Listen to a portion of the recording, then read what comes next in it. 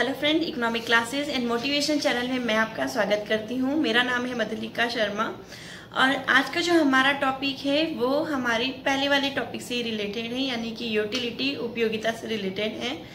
अब तक हमने उपयोगिता के अंदर देखा कि भाई उपयोगिता का अर्थ क्या होता है और उपयोगिता की क्या क्या विशेषताएं हैं। उपयोगिता में हमने देखा कि जो भी कोई वस्तु है वह वस्तु अगर मनुष्य की शारीरिक और मानसिक आवश्यकताओं को संतुष्ट करती है तो उस वस्तु में ये पाया जाने वाला जो गुण है यही उस वस्तु को उपयोगी बनाती हैं और यही उसके अंतर्गत उपयोगिता का निवास माना जाता है। उपयोगिता का अंदर हमने ये भी देखा कि उपयोगिता लाभदायकता से संबंधित नहीं है। एक वस्तु जो किसी के लिए हानिकारक भी उसके स्वास्थ्य के लिए हानिकारक हो सकती है, लेकिन अगर वह उसे शारीरिक और मानसिक रूप से आवश्यकता या संतुष्ट करती है तो हम ये कहेंगे कि उसमें उपयोगिता का निवास है। जैसे मैंने शराब का और सिगरेट का उदाहरण भी लिया था कि अगर शराब और सिगरेट किसी भी मनुष्य की शारीरिक और मानसिक आवश्यकताओं को संतुष्ट करती है तो वो उसके लिए कैसी है, उपयोगी है। उसके बाद में हमने उपयोगिता की विशेषताएं देखी। उसके बाद में हम आगे बढ़े तो हमने अपना नेक्स्ट वीडियो के अंतर्गत सीमांत उपयोगिता, कुल उपयोगिता, इन दोनों में जो अंतर है वो इसे हमने चित्र के द्वारा भी देखा। इसके बाद में हमने उपयोगिता को ये देखा कि भाई दो भागों में बांटा जा सकता है। एक होता है क्रमवाचक और दूसरा होता है गणनावाचक। इंग्लिश वालों के लिए मैं आपको बता दूं कि जो गणनावाचक होता है हम इसे कार्डिनल अप्रोच बोलते हैं और क्रमवाचक जो होता है वो ऑर्डिनल होता है, यानी कि हम इसे क्रम के रूप में या ऑर्डर के रूप में प्रदर्शित करते हैं। अर्थशास्त्र के अंदर दो प्रकार के अर्थशास्त्र आपको मिलेंगे। एक होते हैं जो गणनावाचक को जोड़ देंगे, एक होते हैं जो क्रमवाचक को देते हैं। क्योंकि हम जानते हैं कि भाई उपयोगिता जो है वह हमेशा मनोवैज्ञानिक धारणा पर आधारित है। वो हमारे दिमाग से, मन से या मस्तिष्क पर चलती है। वो भी ये कहती है कि भाई हम कुछ चीजें ऐसी होती है जिसे नाप नहीं सकते, हम उसे क्रम प्रदान कर सकते हैं कि भाई पहली वाली वस्तु से हमें ज्यादा संतुष्टि मिली, दूसरी वस्तु से हमें कम संतुष्टि यानी कि उपयोगिता मिली। लेकिन कुछ अर्थशास्त्री जैसे प्रोफेसर मार्शल थे, प्रोफेसर एच गॉसेन हैं, क्योंकि एच गॉसेन के हमने दो नियम पढ़े।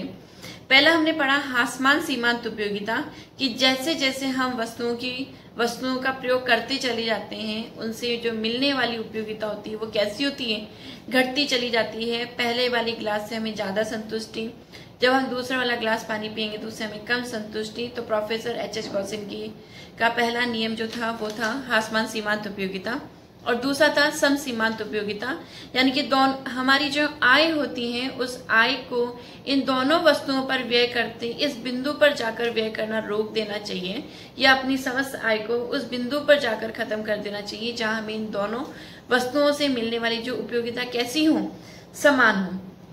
इसके बाद में हमने देखा कि ये गणनावाचक थे, सीमांत उपयोगिता, सम सीमांत उपयोगिता, क्योंकि इसे हमने मैथ्स के रूप में देखा था, गणना के रूप में या गणित के रूप में देखा, संख्याओं में देखा। इसके बाद में आज जो हमारा टॉपिक है वो है ऑर्डिनल मेथड, यानी कि क्रमवाचक है। इसमें ऑर्डर दिए जाएंगे और इसमें हम तटस्थ वक्रों का जो नियम है, तटस्थ वक्रों का जो सिद्धांत है, तटस्थ वक्र जो है इसे हम पढ़ेंगे। इसके अंदर हम ये देखते हैं कि वैसे मैं भी आपको चित्र के द्वारा समझा दूंगी पर आप एक बार इसको समझ लीजिए कि प्रोफेसर जो एलन थे सबसे पहले प्रोफेसर, थोड़ा मैं नाम भूल गई, एजवर्थ थे, प्रोफेसर एजवर्थ जो थे उन्होंने तटस्थ वक्र का जो नियम है उसे दिया और आगे प्रोफेसर एलन और प्रोफेसर हिग्स ने इसे आगे बढ़ाया और इन्होंने कहा कि भाई जो उपयोगिता होती है वो एक मनोवैज्ञानिक धारणा है और हम इसे गणना के रूप में नहीं लिख सकते, हम नहीं कह सकते, क्योंकि मनुष्य का जो दिमाग होता है या मनुष्य जो है, हम हर चीज को गणित के रूप में नहीं लिखा जा सकता कि भाई पहले गिलास से 10 रुपए की उपयोगिता मिल रही है, दूसरे गिलास से मुझे 8 रुपए की उपयोगिता, 6 रुपए की उपयोगिता नहीं। एक जो मनुष्य होता है वह हमेशा मनोवैज्ञानिक धारणा पर आधारित होता है। हर वो चीज को जो महसूस करता है उस चीज को भी व्यक्त कर सकता है। उसी के अंदर उन्होंने ये कहा कि जब हम पहली बार ग्लास से जो उपयोगिता प्राप्त होगी, यानी कि जब हम पहली बार पानी पिएंगे, हमें बहुत ज्यादा प्यास लगती है तो उससे जो उपयोगिता मिलेगी वो हमें अधिक और दूसरे वाले से ग्लास से हमें कम उपयोगिता मिलेगी। तीसरे वाले से उससे भी कम उपयोगिता मिलेगी, यानी कि क्रम प्रदान करते हैं। क्रमवाचक जो सिद्धांत है वो क्या कर रहे हैं कि इसके अंतर्गत, तटस्थता वक्र के अंतर्गत, वह उपयोगिता को क्रम प्रदान करते हैं कि पहले वाले से ज्यादा, दूसरे वाले से कम उपयोगिता, तीसरे वाले से कम उपयोगिता, यानी कि एक ग्लास जो है वो हमें ज्यादा सेटिस्फेक्शन देता है, दूसरा ग्लास हमें कम सेटिस्फेक्शन देगा। क्यों? क्योंकि हमारी आवश्यकताओं की पूर्ति कुछ हद तक हो जाती है, फिर हमारी आवश्यकताएं उतनी नहीं रहती।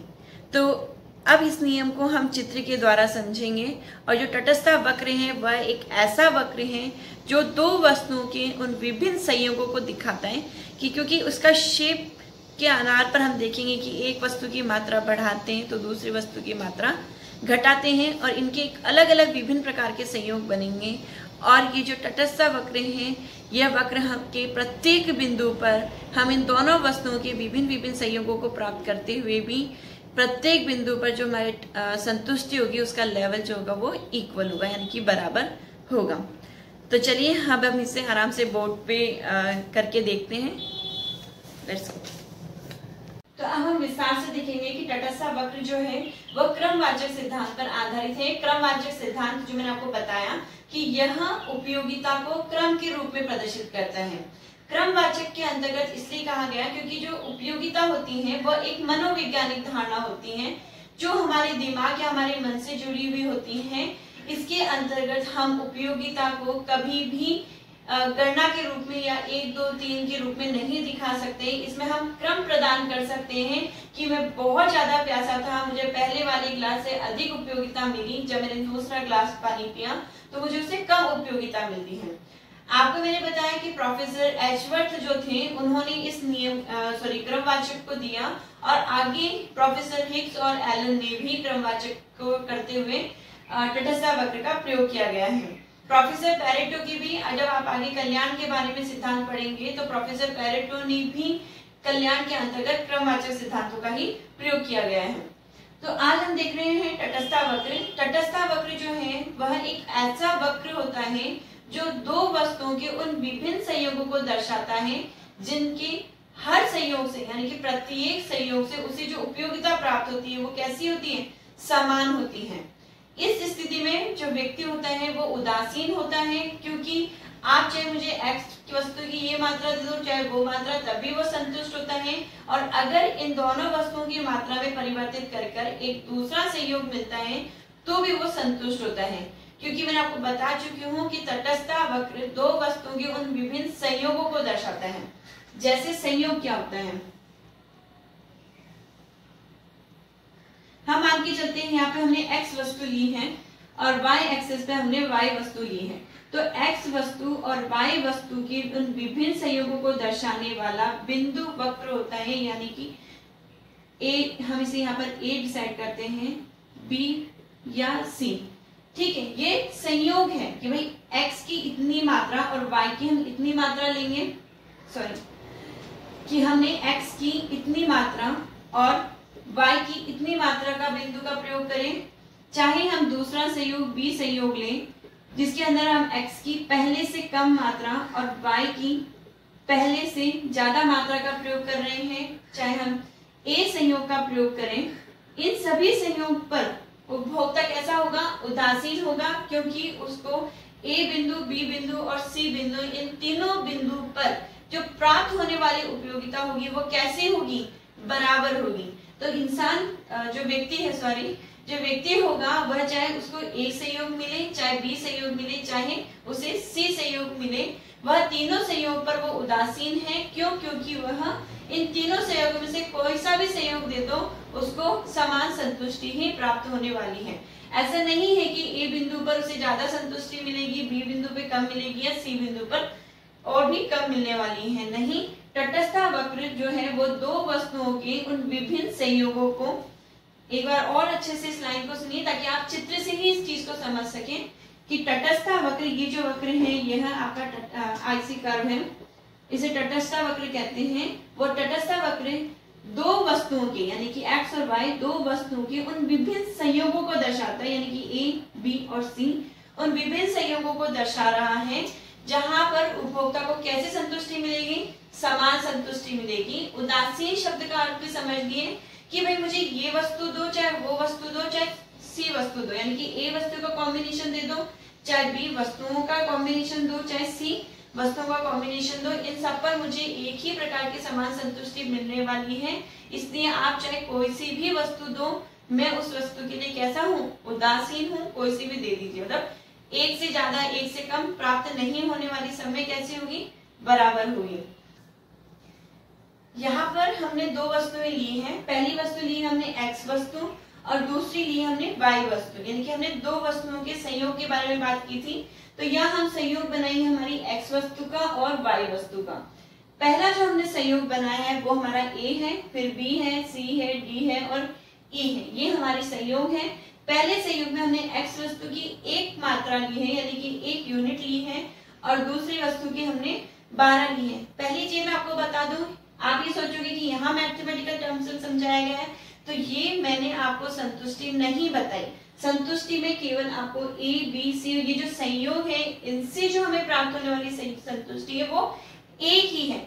यहाँ केवल वस्तुओं के संयोग है कि भाई पहली वस्तु इतनी है, दूसरी वस्तु इतनी है, तो ये कहीं से कहीं तक संतुष्टि नहीं है, ये केवल वस्तुओं के संयोग है। और इन वस्तुओं से जो हमें संतुष्टि प्राप्त होगी वो कैसी होगी, इक्वल होगी। यहाँ हम एक से ज्यादा एक से कम इस तरीके से नहीं देख रहे हैं, यहाँ पे हम एक तटस्थ वक्र देख रहे हैं जो ये बताता है कि दो वस्तुओं के उन विभिन्न संयोगों से प्राप्त होने वाली संतुष्टि कैसी होती है, समान होती है, जो विभिन्न विभिन्न संयोगों से प्राप्त होगी। तो पहले हमने एक ली है, दूसरी वस्तु की y वस्तु की हमने 12 क्वांटिटी ली है। आप चित्र में बनाएंगे तो y वस्तु को आप y एक्सिस पे और x गुड्स को आप x एक्सिस पे रखेंगे, और 2, 4, 6, 8, 10, 12 के रूप में मैंने इनको किया है। तो पहला मैंने 12 है जब मैंने x वस्तु की एक क्वांटिटी ली है। जब हम एक वस्तु की मात्रा बढ़ाते हैं तो हम दूसरी वस्तु की मात्रा में घटानी पड़ती है, ये हम जानते हैं। तो जब हमने इसकी एक वस्तु की जब मात्रा को 1 से 2 बढ़ा दिया तो हमें दूसरी वस्तु यानी कि y वस्तु की मात्रा को घटानी होगी, वो 8 है।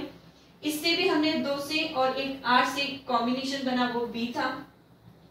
C संयोग जो था वो x वस्तु की मात्रा हमने बढ़ाई और y वस्तु की मात्रा आप देख सकते हैं घटी है, तो 3 और एक 5 का संयोग बना है। तो C वाला हमने एक x वस्तु का 3 और 5 जो हम लेंगे वो y वस्तु की होगी, जो 4 और 6 के बीच में आती है। इसी प्रकार से हमने D और E का भी कॉम्बिनेशन बनाया है। अब इन वस्तुओं को दर्शाने वाला यानी कि इन संयोगों से जो प्राप्त होने वाली संतुष्टि है, उन संयोगों को दर्शाने वाला जो वक्र है यह एक तटस्थ वक्र कहलाता है। और इसमें चाहे हम A संयोग पे जाए, B संयोग पे जाए, C पे जाए, इनसे जो प्राप्त होने वाली हमें जो संतुष्टि है वो कैसी होगी, समान होगी। मान लीजिए हम मान के चलते हैं कि भाई मुझे या तो इसे एक पॉइंट पे हम रखते हैं कि भाई मुझे इतनी संतुष्टि इससे प्राप्त होती है, जो भी अधिकतम संतुष्टि का लेवल होगा हम मान के चल लेते हैं, क्योंकि जब भी व्यक्ति अपनी आय को जब दो वस्तुओं पे खर्च करता है तो हमेशा अधिकतम संतुष्टि प्राप्त करने की कोशिश करता है। तो x वस्तु और y वस्तुओं के उन विभिन्न संयोगों को दर्शाने वाला वक्र तटस्थ वक्र होता है, जिसके प्रत्येक बिंदु पर चाहे वो A हो, B हो, C हो, D हो या E हो, उस पर उन्हें प्राप्त होने वाली संतुष्टि कैसे होगी, समान होगी।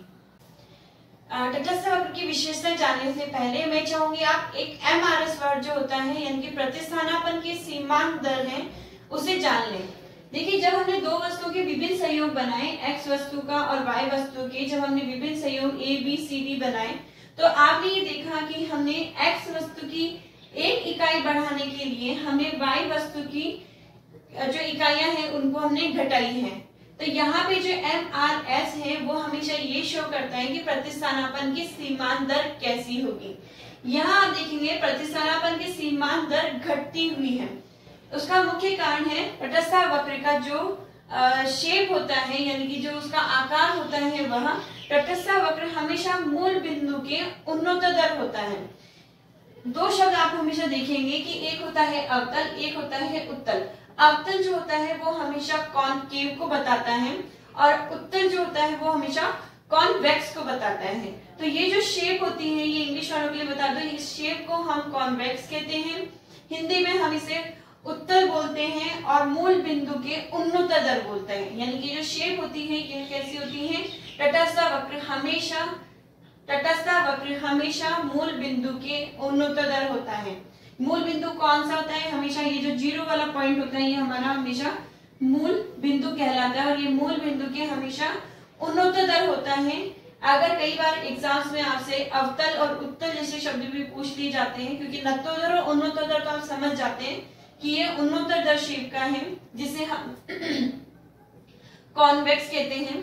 लेकिन जब उत्तल और अवतल आते हैं तो बच्चे कंफ्यूज हो जाते हैं, तो ये जो शेप है वो उत्तल कहलाता है, अवतल नहीं होता, ये उत्तल शेप है।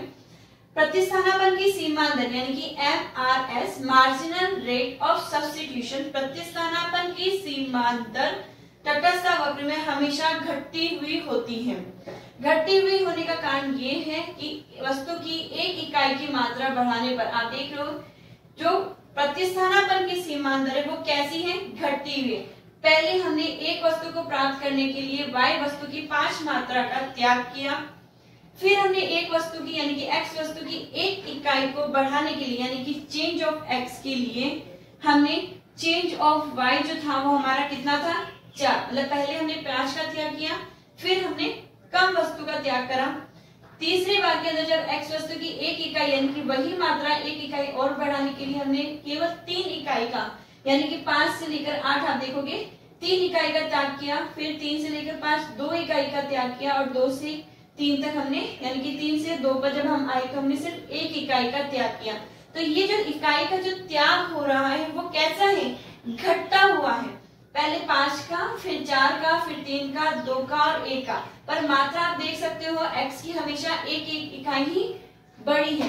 तो हम ये कह सकते हैं कि प्रतिस्थानापन की सीमांतर कैसी है, घटती हुई है, क्योंकि यहाँ पर एक इकाई की वृद्धि के लिए दूसरी वस्तु की निरंतर कम मात्रा का त्याग होता है। कम मात्रा क्योंकि घटती हुई मात्रा का त्याग हो रहा है, इसलिए प्रतिस्थानापन की सीमांतर कैसी है, घटती हुई है।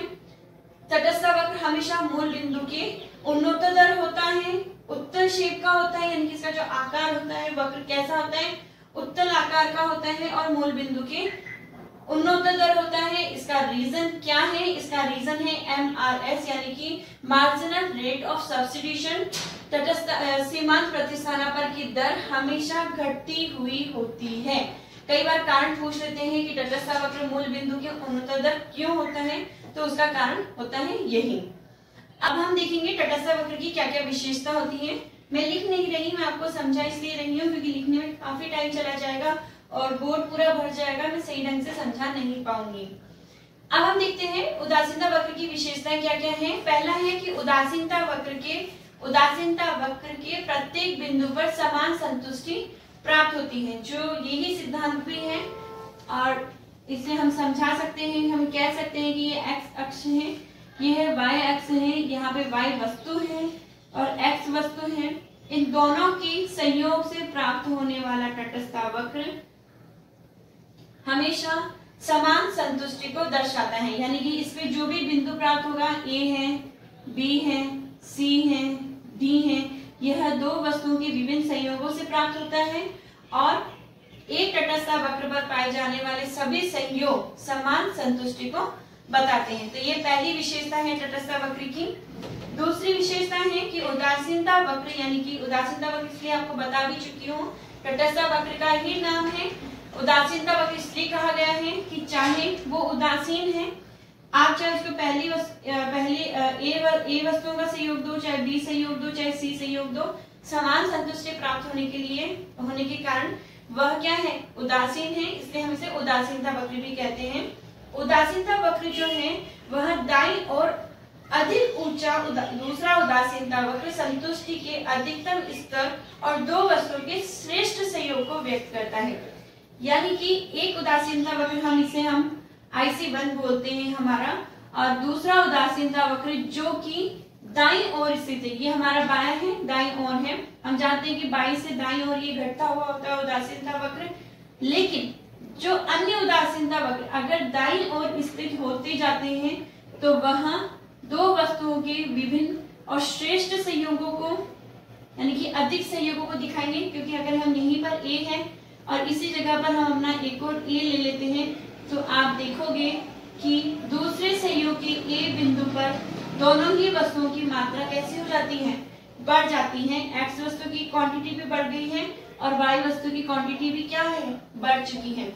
यानी कि दाईं ओर स्थित अन्य तटस्थ वक्र जो ऊंचे और अन्य तटस्थ वक्र है वह हमेशा अधिकतम संतुष्टि को दर्शाएगा। अगर हम इस पे मान के चलते हैं कि 100 संतुष्टि को दर्शा रहा है तो ये 200 को दर्शाएगा, ये 300 या 500 को दर्शाएगा। तो ऊंचे जैसे जैसे हम तटस्थ वक्र पर जाते हैं तो वह पहले तटस्थ वक्र यानी कि जो बाईं और नीचे की तरफ स्थित है, दाईं और ऊंचा तटस्थ वक्र हमेशा अधिकतम संतुष्टि को या ज्यादा संतुष्टि को दिखाएगा और दो वस्तुओं के विभिन्न संयोगों, अधिकतम संयोगों को भी दर्शाता है। यानी कि पहले की तुलना में आप देखोगे दोनों ही वस्तुओं की क्या है, मात्रा बढ़ गई है और संतुष्टि का लेवल भी क्या होता है, बढ़ गया। तटस्थ वक्र की तीसरी विशेषता है कि तटस्थ वक्र हमेशा बाईं ओर से दाईं ओर झुका हुआ होता है। ये बायां है हमारा और ये दाईं ओर होता है। ये बाएं हाथ से दाईं ओर की तरफ हमेशा ढाल लिए हुए होता है, यानी कि झुका हुआ होता है। क्योंकि यह एक वस्तु की मात्रा को बढ़ाने के लिए दूसरी वस्तु की मात्रा कैसे करनी पड़ती है, घटानी पड़ती है। इसका शेप हमेशा ऊपर से बाईं ओर से दाईं ओर नीचे ढाल लिए हुए होता है, झुका हुआ होता है। उदासीनता वक्र की जो चौथी विशेषता है वह है कि उदासीनता वक्र मूल बिंदु के उन्नतोत्तर या उत्तल होता है, क्योंकि प्रतिस्थापन की सीमांत दर घटती हुई होती है। हमेशा हमने देखा दो चीजें होती हैं, एक तो होता है उन्नतोत्तर और एक होता है नतोदर। तो तटस्थ वक्र जो है वह हमेशा उन्नतोत्तर होता है, यानी कि मूल बिंदु की जो है वो उन्नतोत्तर यानी कि झुका हुआ होता है, मूल बिंदु की तरफ झुका होता है। उसका रीजन मैंने आपको बताया, वो था हमारा MRS marginal rate of substitution, यानी कि प्रतिस्थापन की सीमांत दर कैसी होती है, घटती हुई होती है। एक वस्तु की अतिरिक्त इकाई को प्राप्त करने के लिए दूसरी वस्तु की त्यागी गई मात्रा कैसी होती है, घटती हुई होती है। हमने देखा था कि X वस्तु की एक इकाई के लिए सबसे पहले हमने 5 वस्तुओं का त्याग किया, फिर एक और इकाई की वृद्धि के लिए हमने उसमें 3 इकाइयों का त्याग किया, 4 का किया, फिर 3 का किया, 2 का किया, फिर 1 का करना शुरू कर दिया था। तो हमने यहाँ पर एक वस्तु की अतिरिक्त यानी कि X वस्तु की अतिरिक्त इकाई का मात्रा को बढ़ाने के लिए Y वस्तु की मात्रा का त्याग कैसा है, घटता हुआ होता है। इसीलिए हम इसे प्रतिस्थापन की सीमांत दर कैसी होगी, घटती हुई होगी। और तटस्थ वक्र का आकार हमेशा मूल बिंदु के उन्नतोत्तर होगा। दो शब्द होते हैं, अवतल को हम बोलते हैं कॉनकेव और उत्तल को बोलते हैं हम कॉन्वेक्स। तो ये जो शेप होता है इसे हम उत्तल शेप बोलते हैं, कॉन्वेक्स शेप बोलते हैं। चौथा हो चुका हमारा MRS equal to change of X upon change of Y होता है हमेशा। 5th पॉइंट है उदासीनता वक्र एक दूसरे को काटते नहीं है। कभी भी दो उदासीनता वक्र एक दूसरे को नहीं काट सकते। जैसे अगर हम इसे IC1 बोल रहे हैं तो हम इसे IC2 बोल सकते हैं, यानी कि उदासीनता वक्र हमारा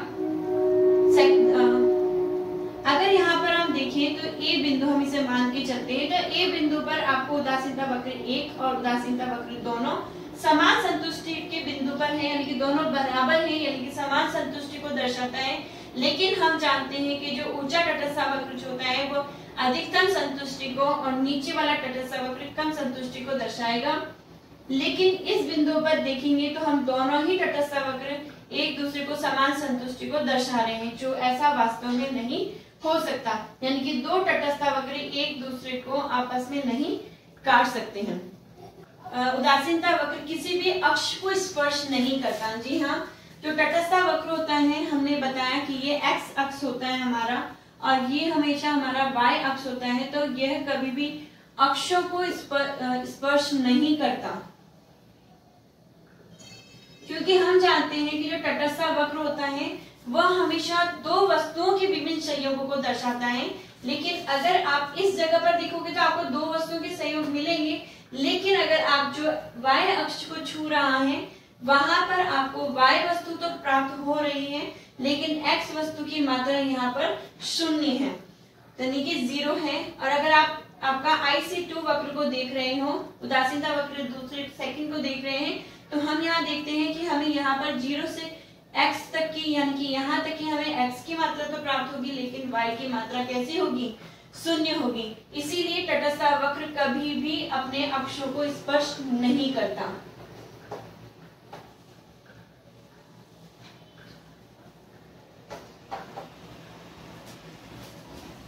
नेक्स्ट है कि यह आवश्यक नहीं कि उदासीनता वक्र एक दूसरे के समानांतर हो।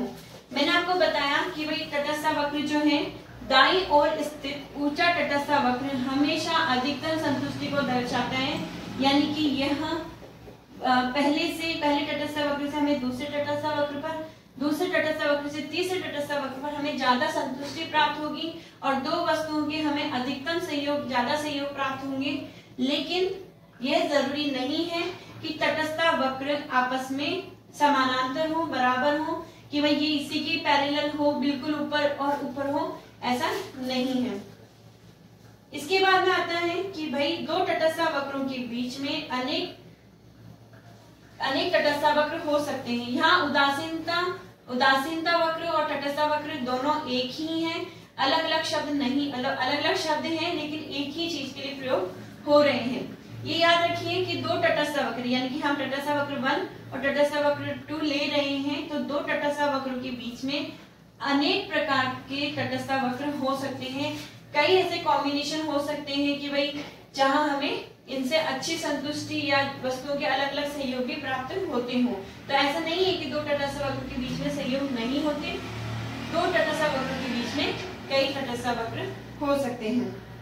यहाँ पर हमें तटस्थ वक्र की जो विशेषता यानी कि जो लक्षण थे खत्म होते हैं। मैं आशा करती हूँ कि आपको अब तक समझ में आ गए होंगे। इसके बाद में जो मेरा कल का वीडियो है, यानी कि जो नेक्स्ट वीडियो आएगा, वो आएगा उपभोक्ता के संतुलन को तटस्थ वक्रों की सहायता से कैसे समझाया जा सकता है। तो मैं यहाँ आशा करती हूँ कि आपको ये वीडियो अच्छा लगा होगा। अगर अच्छा लगा है तो प्लीज मेरे चैनल को सब्सक्राइब करिएगा, वीडियो को लाइक करिएगा, शेयर जरूर करिएगा, क्योंकि शेयर करने से हो सकता है कि किसी ना किसी बच्चे की हेल्प हो जाए। Thank you for watching.